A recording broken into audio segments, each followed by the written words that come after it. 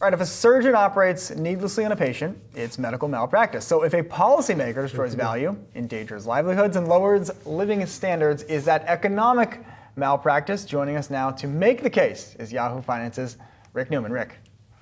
It's economic malpractice on an unprecedented scale. Would like to say hello to Joe Brusuelas there. How you doing, man? Hey, Rick. Good to see you. So what President Trump said yesterday, using this medical metaphor, is one of the most idiotic and regrettable things that any president will ever say in American history. And just to remind people who might have missed it, Trump said, referring to his tariffs, the operation is over. The patient lived and is healing. The patient will be far stronger, better, and more resilient than ever before. This is complete nonsense.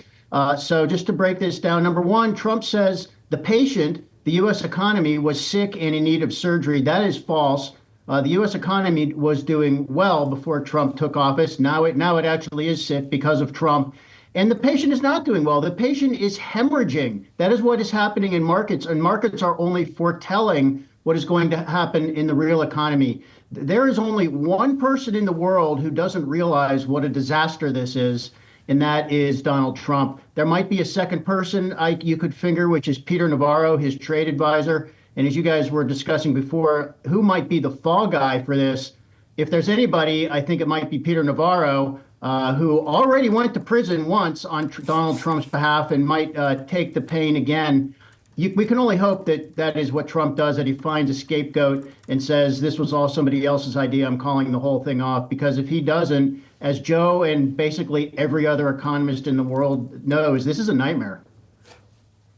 Rick, you make the case of how the president's messed up, but he has made the case that we've been being ripped off by the tariffs other countries have been charging us. And I don't know if you've made the case that every country out there that we're now charging tariffs to, that the American consumers will be paying for, have been ripping us off. But isn't it the case that some countries have been ripping us off? I don't think so. I think some countries have been cheating on trade. I mean, I think there are a lot of people who would say, yes, China cheats on trade. It uses a government-run economy to subsidize the big state-owned enterprises and other things like that. Yes, we do have a problem with people and communities that used to rely on good-paying manufacturing jobs that aren't there. But blowing up the whole economy is not the solution. To go back to the medical metaphor, you don't operate on the entire body from head to toe to fix a pimple or something. I mean, address the problem in a targeted way. And there are tons of ideas for how to address these problems in targeted ways. There are ways to crack down on China's cheating. Other countries do it as well. It's too complicated to get into in one segment, but there are many ways you can do that.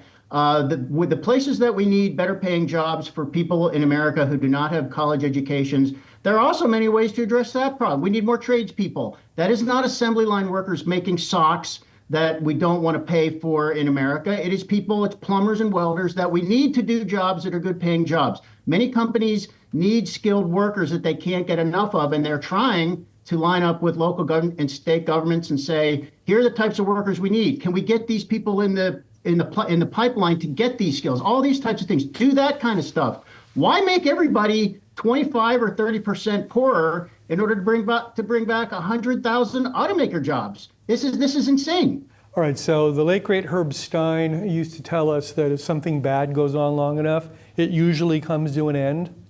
How do we get out of this, Rick? What's the way forward?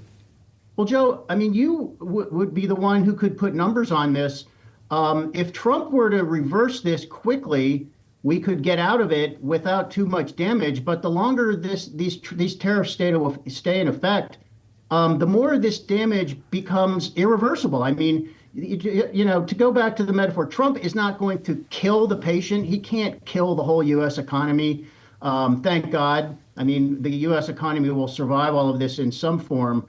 But we're going to survive with less. I mean, this is demand destruction and value destruction. You don't just automatically get it back if it stays in place long enough. So I don't know. I mean, this is a real test of how responsive the political system actually can be when you have a man-made crisis on your hands. And much of this is unprecedented. I mean, Trump has figured out that he doesn't have to answer to anybody on tariffs. He knows that he doesn't have to run for re-election, unless he tries to, so he doesn't have to answer to voters in that way. So we are in a predicament here, and this all comes down to how hard-headed is Trump actually going to be?